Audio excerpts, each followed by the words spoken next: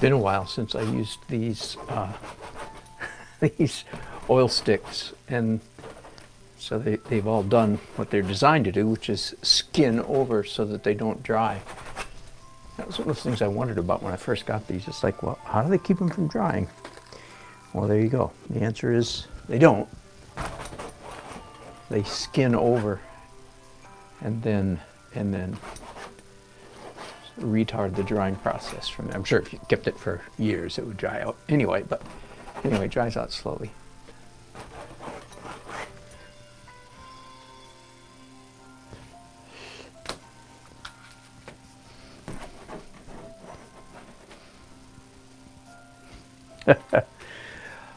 All right, hello.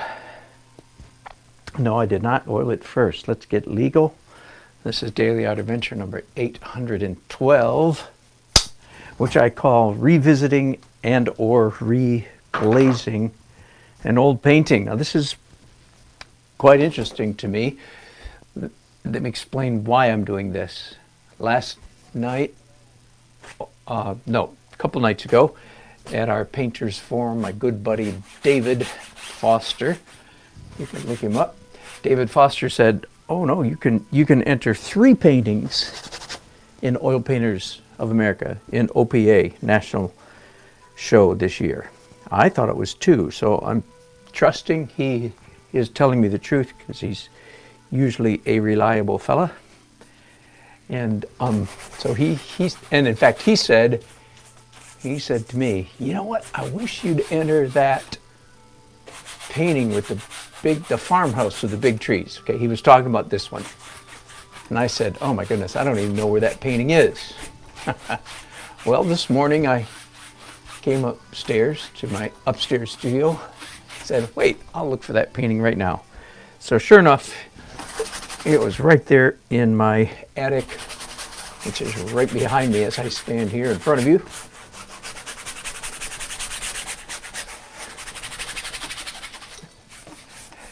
And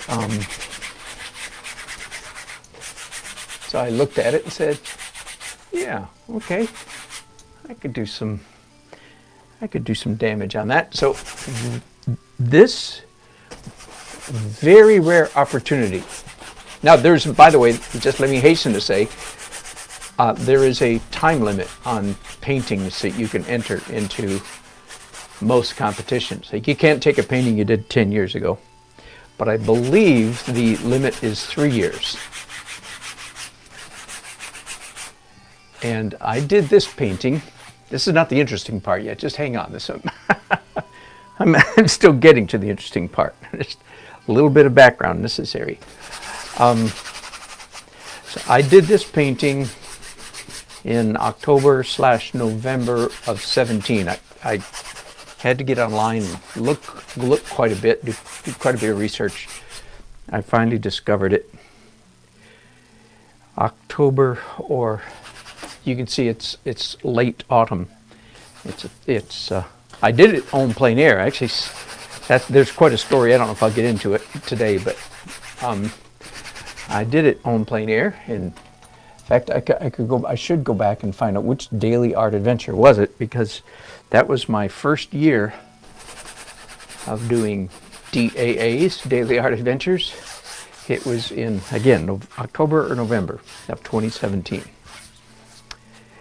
And I think the painting has good bones, so to speak, good structure. But I'm having a rare opportunity right now, making a rare opportunity, perhaps I should say, of revisiting a painting that I did about 26 months ago, 2 years and 2 months, all right? And that's pretty rare for me. I mean, okay, here's, by the way, there's all kinds of subjects cramming up in my mind all at the same time. Here's one. The question, here's a good question. When is a painting finished? In my most correct and usually regarded as joke, funny answer, but it's actually literally the most true. When is a painting finished? My answer is when it sells. Now, there are stories of various famous artists through history actually going into the museum or someplace where their sold painting was hanging, and pulling up a stool and proceeding to paint over their sold painting. So that, to me, that's over the line in my book. So if you buy a painting from me, I don't expect. I've had a few people come back and ask me. That's a different story, but I don't expect to touch it up. So the question is, when is a painting finished? My answer is when it's sold. And clearly, this painting is not sold because here it is. I've still got it. I haven't worked really hard at selling it. It has not been, I don't know, I think it must have been in one gallery at one time or another. But if so, I think that may be the only gallery that it was in. Anyway, I don't remember taking it to a lot of galleries. The painting has not had a robust history. What's the word? Provenance. P-R-O-V, provenance, has not had a vigorous or interesting provenance. Provenance is who owned the painting, right? That's a big deal in historical paintings. If you have a painting that Napoleon once owned, then no matter how lousy a painting it is, it's probably worth some serious money if Napoleon once owned it. All right, so provenance. This painting has not had a vigorous or interesting provenance. I've owned it. I'm the only person who has. Hasn't even been in many galleries. Anyway, I think it's got good bones, as I said. I think it's got good basic structure, good composition. But as I have looked at it, by the way, this is going to be a very short broadcast because I'm rushing off this evening, very shortly, rushing off to perform, to officiate a wedding. How about that? Not painting at this one. I'm officiating a wedding. The rehearsal is tonight, so I'll be with you for just a few more minutes, and then I'm taking off. So, what's it like for me to look critically, if you will, at a painting that I did 26 months ago?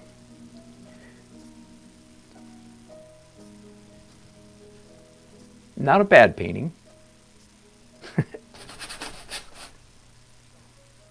Not a great painting either. So here's what I think. I go, this is pretty typical for me. If I look at a painting that I did a year or two, let alone a little over 2 years ago, I've had this response many times over the years, like, ooh, good news, bad news. The good news is I'm better than that now. The bad news is, ooh, I wish I'd have been better back then. Do you hear me? I don't think that's probably all that unusual. Unusual a sentiment. I think probably a lot of people would feel that way. So the good news is I'm improving. I mean, I hope, wouldn't it be great if when I'm 85 years old, if I should live so long, wouldn't it be great to pick up a painting that you did when you were a strapping youngster of, say, 82. And if you said to yourself, golly, I'm better than that now, wouldn't that be a good thing? So, vain though it may be, that is my hope. I hope that as long as I live, I'll keep on improving. So, but it's a double-edged sword, you understand, don't you? Like, yay, I'm better, but ooh, boo, I thought I was better back then. But between those two, the yay outweighs the boo. If you catch my silly syntax. I'd rather keep improving than level off. All right,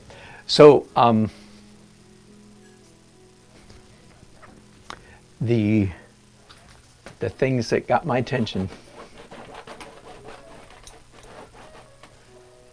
were, number one, the muted palette. Now, I remember doing this painting very well. In fact, as I said, there was quite the story. I stood in this person's yard and painted. Now, maybe I'll get back to that later, but not right now. I'll try to stay on topic. And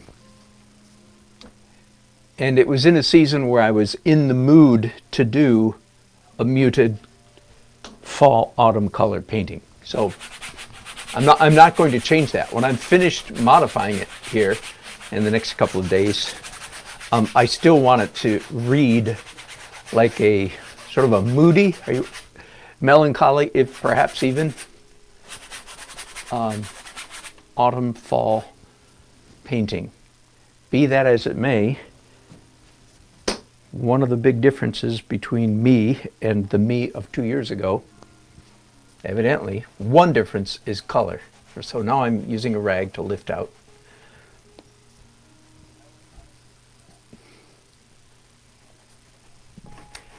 The other biggest thing I noticed is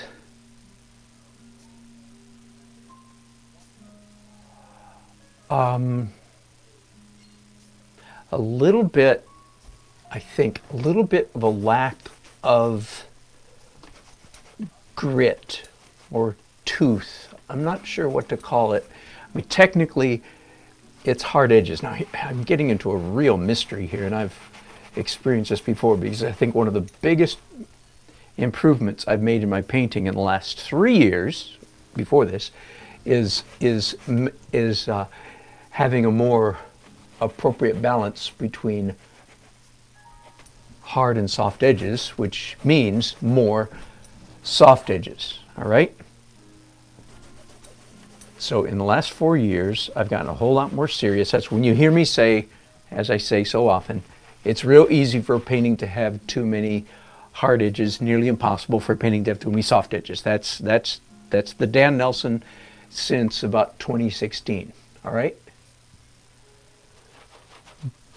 But here's an irony. Since 2019, since a year ago, I guess the best way to put it is my paintings have gotten both more softness and more hardness at the same time, which is, that sounds dangerous. Because it really is true that it's easy for a painting to have too many hard edges, nearly impossible for a painting to have too many soft edges. But somehow, that's what has happened to me. And so when I look at this painting, by the way, the whole painting just got better. I don't know if you can see that or not. All the values have been pushed. The darks got darker, the midtones got darker, I should say, and the lights stayed where they were. All I've done is wipe off, right? So, but the painting's got more dimension and more punch than it had just a few minutes ago. It also has more random color. That's important. That's as a result of using these crazy oil sticks. I don't know if anybody else on the planet uses these oil sticks the way I do. Doesn't, you know what I mean? I don't care whether they do or not. Be interesting to know.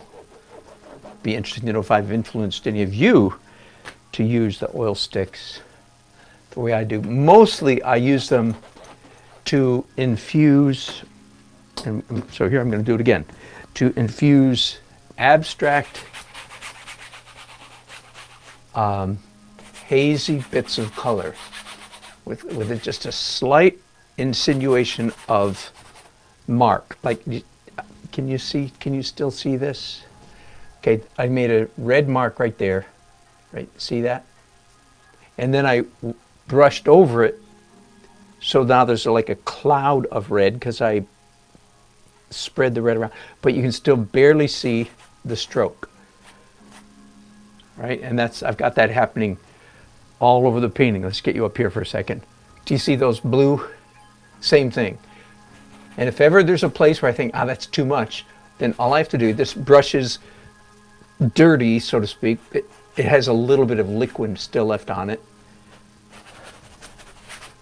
Now, down here, here's the one see, so now there's just a smudge of red. Anyway, so I certainly was not doing that 2 years ago. That was 2019. That was January of 2019 that I started this crazy habit of using these. Does he draw, Uncle? Does he draw with his oil sticks, or does he use them for abstraction the way I do? It doesn't matter. I mean, you know what I mean. I'm not worried or sensitive or anything about it, but it's just curious. I don't know if anybody else does that. All right, so back to, for me, the interesting thing as I look at a painting from 26 months ago is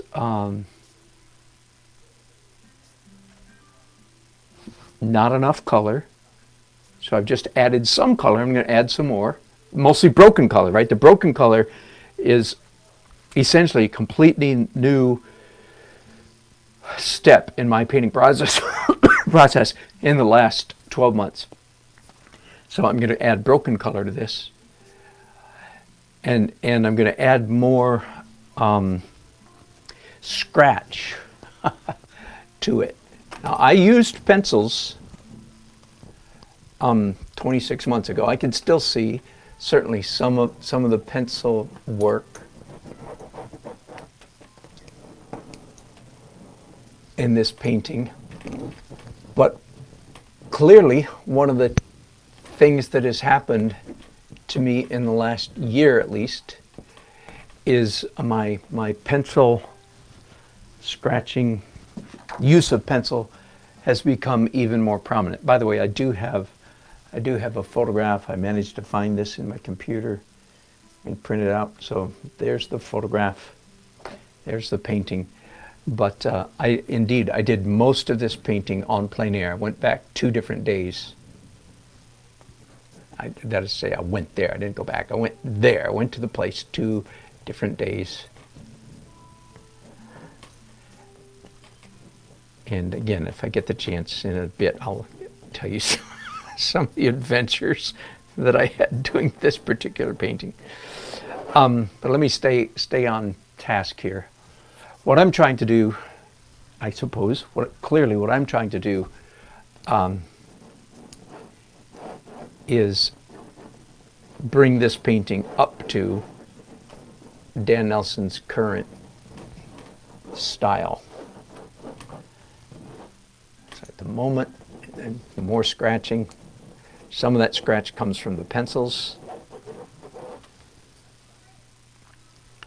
Now this, and thirdly, is it third? Okay, what's different about, for me, a 26-month-old painting? Number 1, not enough color. Number 2, not enough grit, hard edge scratchiness. Number 2.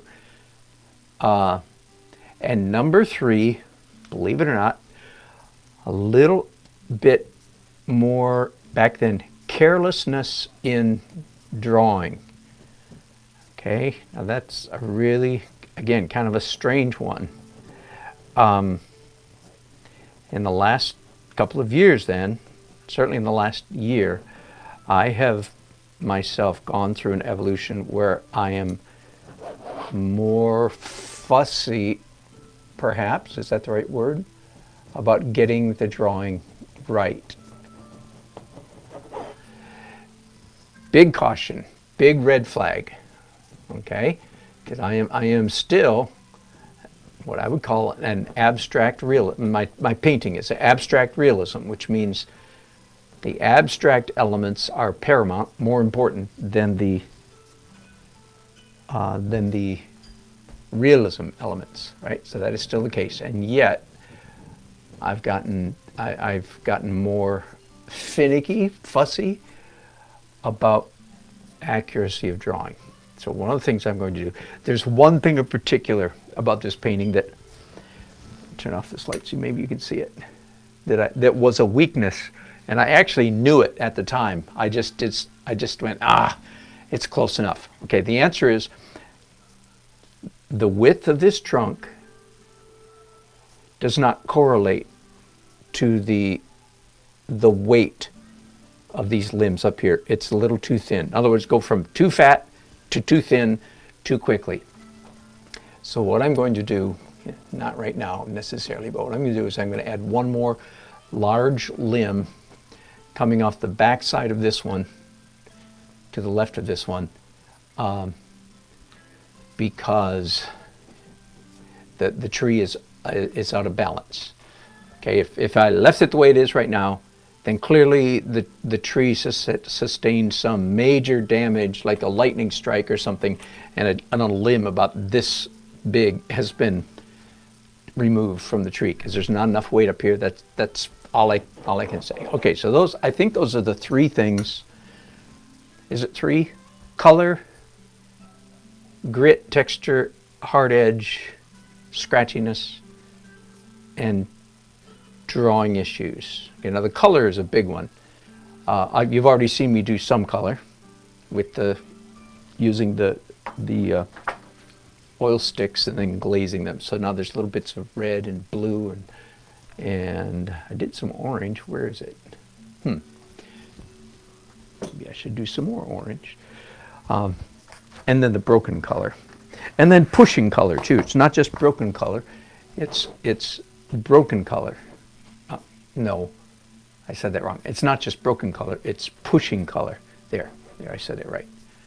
That also, I need to push the color in this. So I'm just going to say, maybe I'm just going to say one more thing. But don't hold your breath. You know how that goes. It's like a preacher saying, and finally. 35 minutes later, you're still sitting there. Or a politician, either one. Okay, so now I'm fuzzing some of the orange abstract marks that they just made.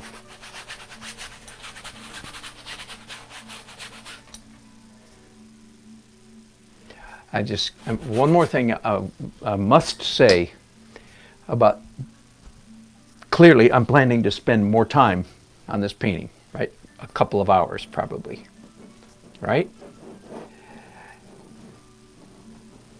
So again, let me hasten to point out that if all the time you spend on a painting is spent making the painting more realistic, then time is your enemy, and you need to learn the hard lesson about how to quit. Now, everybody has to learn that hard lesson anyway.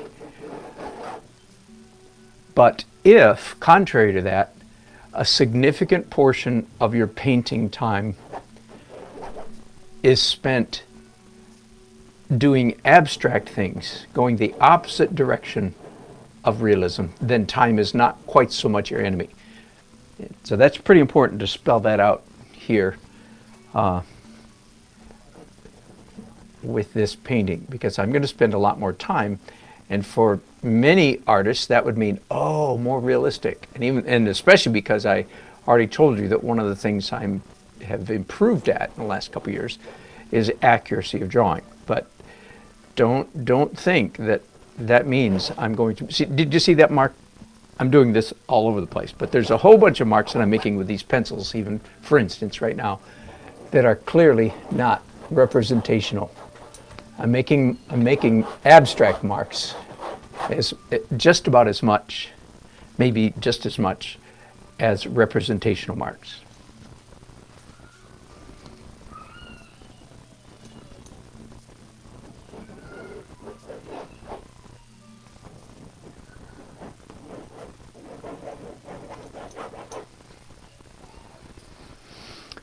All right, okay, tell you what, I'm going to paint just a little bit more. I wasn't sure if I was going to do anything or not, but I think I will. Okay, so I'm going to do some dark details now in paint instead of pencil or anything. And I'm going to go ahead and start adding this additional limb back here. It might be all that's needed right there. I talked about this principle in my tree class that I taught at Art of the Carolinas 2 months ago. I talked about the anatomy of a tree, and I'll repeat some of that right now. So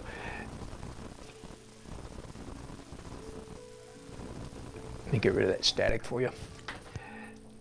There should be equal amounts of wood at each, like if you sliced a tree across this way, there should be equal amounts of wood in each slice. If like the slice, let's say it's 4 inches, equal, equal, equal, equal, equal. In other words, up here, same amount of wood, just spread out over a much, much wider range, much wider distance between the branches. All right. So that's how I knew that I was missing a limb up here, because the weight in this, say in this top 4 inches, was not equal to the weight here. Now, hang on just a second. That's rule number 1. Now, I'm going to modify that rule here. As soon as you get that, that's important to know. Now, there are 2 exceptions, caveats, details. Once you've learned rule number 1, then you have to go, okay, wait a minute. There's 2 exceptions to that. One is right beneath the, and then again, that's in this kind of tree, a ball tree, I would call it. Because if it's, it's not an evergreen, it's not a spiky tree, and so on and so forth. But the trunk right before the first major branches is actually slightly smaller. The smallest, it's like a waist on a human being, it is narrow. That's the waist of the tree, slightly narrower, slightly. And then right at the ground where the roots start going up, slightly wider. Okay, so first of all, learn equal value. In other words, however, like if you cut 4 inches out of this tree, and I would think that much wood would weigh about 1,000 pounds, let's say. Okay, and if you took the same, all of this wood up here, all the branches and leaves and limbs and twigs and limbs, that should weigh 1,000 pounds too. Same thing here, here, here, here. Every 4 inches weighs the same. Okay, learn that lesson first. And then once you've learned that lesson, then you can say, okay, now we're going to refine it just a little bit. Tuck it in a tiny bit at the waist and expand right above the roots at the ground. All right, so that's enough tree anatomy for one day. And it looks much better. Let me turn this off again so you can see it. So the weight is, I just added basically that V shape right there, or Y shape if you prefer. Now, one of the drawing issues that I didn't bother to fix last time I drew this was this electric, I'm assuming, or telephone wire, whatever it is, does not follow the proper arc. And I kind of knew that two years ago and 2 years and 2 months ago. But at that stage in my career, it wasn't worth fixing. Does that make sense? Now, first of all, I think very, very, very few people would discern that the arc was off. I discerned it and said, just like I discerned the tree. And I discerned these things real late in the process. Do you understand? Is that making sense? If I discern it early, I'll fix it. But it's like, the painting's all done. I don't have the energy or the time. I'm only being paid but so much for a painting, and it's not worth it to me to fix it. Okay, so that's what has changed in me in the last 12 months. I went through, I don't know how many of you were following me a year ago, January of 2019, but I went through a significant shift in my career. Very intentional, wasn't accidental. It was a conscious choice. I went through a very conscious choice to change my painting technique. And it's basically, for 15 years, I'd been painting like a bat out of hell. I've been painting at a breakneck speed, fast. And that was that also 15 years ago.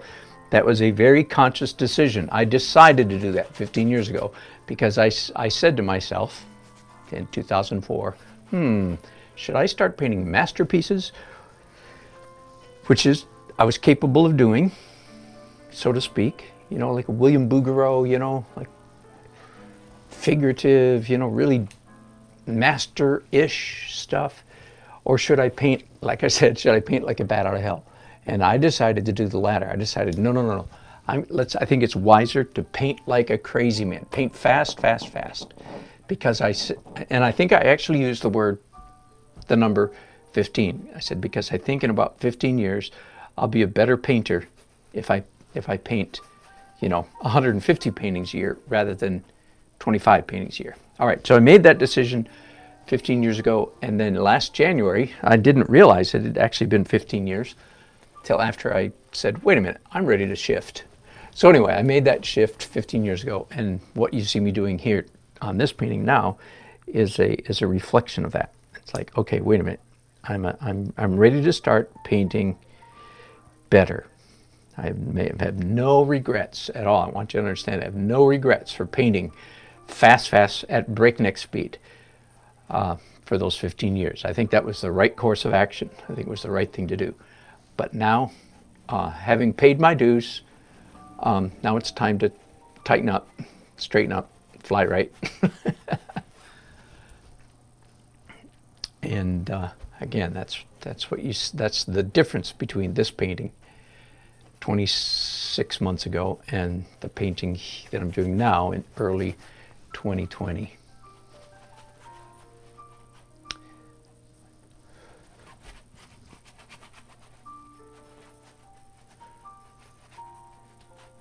I certainly did paint with, yes, I did paint with two hands in 2017. I might paint with two hands more now than I did then, but I'm not sure about that. It's likely because there's been a general trajectory of more and more ambidexterity as the years have gone on. I started at about age 50, so or 52, something like that. All right, so I have a problem now. You see these power lines? Their curve is okay, but of course they're ugly as all get out. However ugly all get out is. That might be a Texas term, I'm not sure. I spent 9 years of my adult life in Texas, so that's why cowboy language.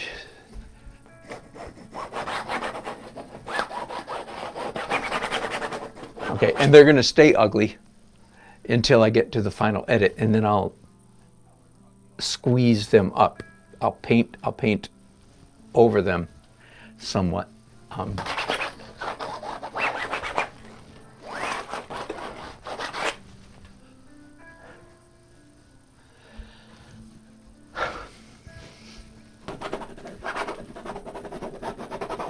This is a practice. I've done this kind of thing for years, but in just a few months ago, I determined that to put paint down with a brush and then to mess it up with a finger, a rag, or a brush handle like you see me do now had become a standard practice for me. And again, so that's new since 2017.